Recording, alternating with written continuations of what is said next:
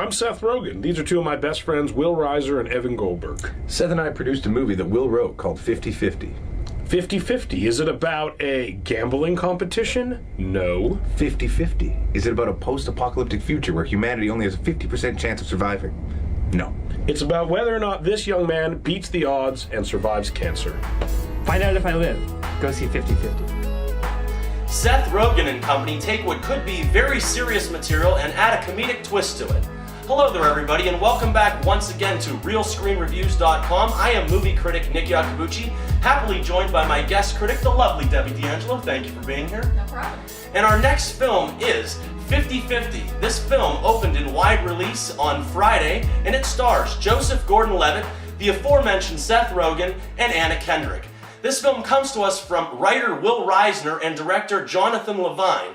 And normally at this point I actually turn it over to my guest to tell us a little bit about the film, but Debbie and I are as close as platonic friends can be, and we've spoken about this before we went on camera, and Debbie is actually a cancer survivor from in her 20s, which really mirrors the main character of 50-50. And before we even get into whether or not it was a good movie or a bad movie, I wanted to ask you, is this a good depiction? Do you think this was a topic that deserved to have a comedic twist put on it? Do you think it's something that deserved to have fun poked at it? Absolutely, because I think it's a movie that people might perceive as a downer, and definitely it has that undertone of being very somber because of the content and the what the movie's about. Right. But I think it has that comedic overlay that really makes it a very appealing movie. And absolutely I can identify with a lot of it. As you said, I was diagnosed when I was 26, and the kid in the movie's 27. So there were a lot of parallels. And I don't think you have to have had cancer to be able to relate to this movie. Anybody who's been dealing with any kind of life-altering disease will understand some of the issues that come about in this movie. So you weren't offended in any way by this film? No, that's wonderful, because I think this is one of the year's best films. This is actually, I think this is something that everyone out there can easily relate to. What did you like the movie? Did you not like the movie? I love the movie. I did too. I went with my husband, and he loved it, because obviously he was with me during the Through all whole cancer this. diagnosis.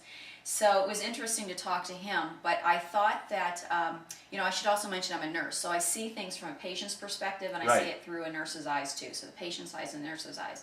And I thought that a lot of those topics that they hit on were dead on, like the diagnosis part, where they tell him he's got blah, and blah, the blah, world blah, stops. cancer. Exactly, and the doctor keeps going on and telling him all about his treatment, and he's tuned out at that point. Absolutely. And that's exactly what happens. You might as well stop right after you tell somebody they have cancer, because they're not going to absorb anymore at that point. No, absolutely. I'll tell you, I think this is absolutely one of the best films that I've ever had the honor and the pleasure of viewing. I'll be honest with the people out there, I must have gone through a couple Kleenex when I was in this film. It's very touching. I think the performances from the two lead characters, the writer Will Reiser, who this is almost an autobiographical story from him. He was diagnosed in his 20s with cancer as well, and it was written, and Seth Rogan is one of his best friends. So Seth Rogan plays Tyler, I believe, and he's the best friend in the movie. It's very close to home for the people that made this film, and I think that easily translates to the audience out there, because as the movie progressed, and even though I don't know Adam Lerner, everybody in this world is related to an Adam Lerner, is friends with an Adam Lerner. It's just the name is different and the face is different. And by the middle to the end of this film, I felt like I knew these guys. I felt like I was part of their situation, and I think that was where the movie was going in the first place. I love the fact that he could convey so much inner turmoil and fear just through his facial expressions without really having to say anything.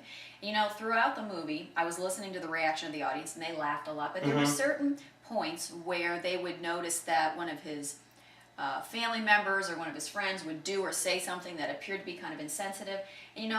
I always look at it like this. People are uncomfortable. They don't know what to say. They don't know what to do, so they say something that they perceive to be helpful, and it's not. Yeah. So, everybody is trying to cope with bad news or scary news the best way they can, and sometimes that's a completely negative way, like with his girlfriend. Right. And other times, it's very poignant and supportive. Well, from a movie perspective, I think this is actually, like I said, one of the best films of the year.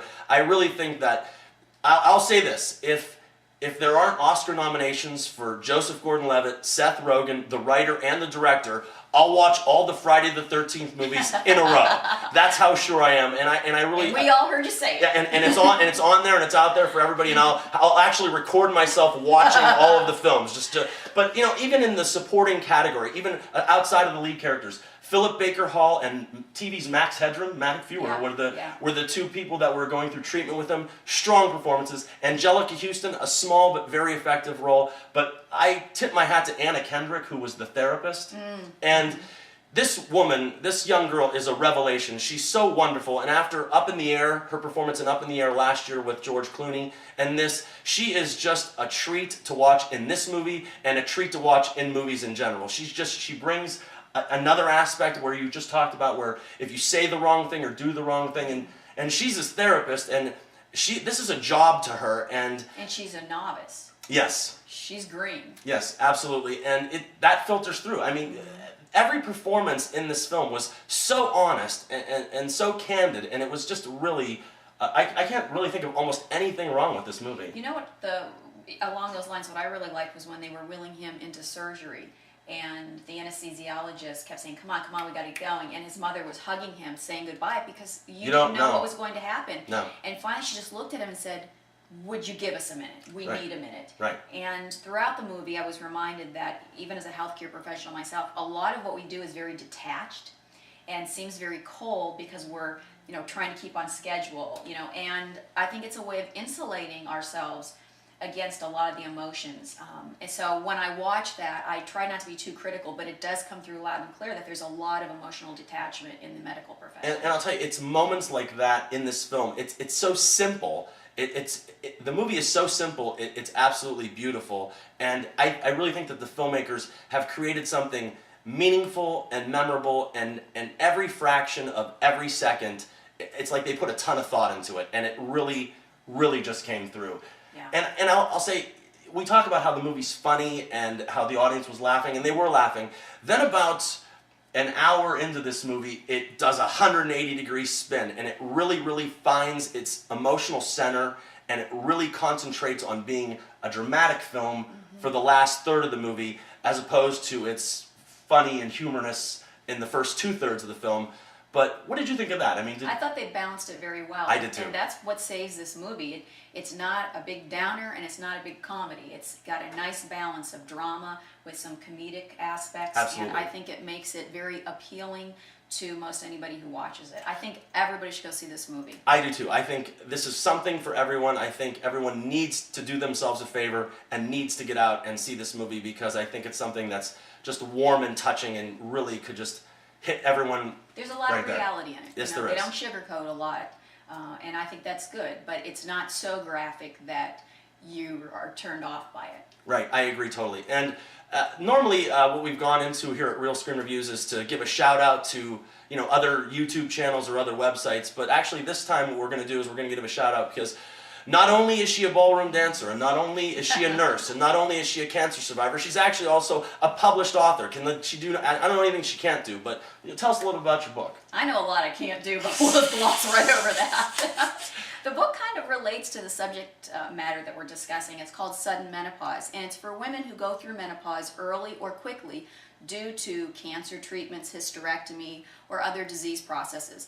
Some women just go through it prematurely, and it's completely different than someone who goes through it at, say, age 50 or 52 over a period of years. And I wrote this book because the treatment for my ovarian cancer was a hysterectomy. And in my 20s, I found myself not only being a young cancer survivor, but also going through menopause, which typically doesn't happen until somebody's in their 50s. So I wrote a book to help other women who might be going through that. And it's displayed right here, or at least it will be when I put it in post-production. You can find Sudden Menopause on Amazon.com. Mm-hmm.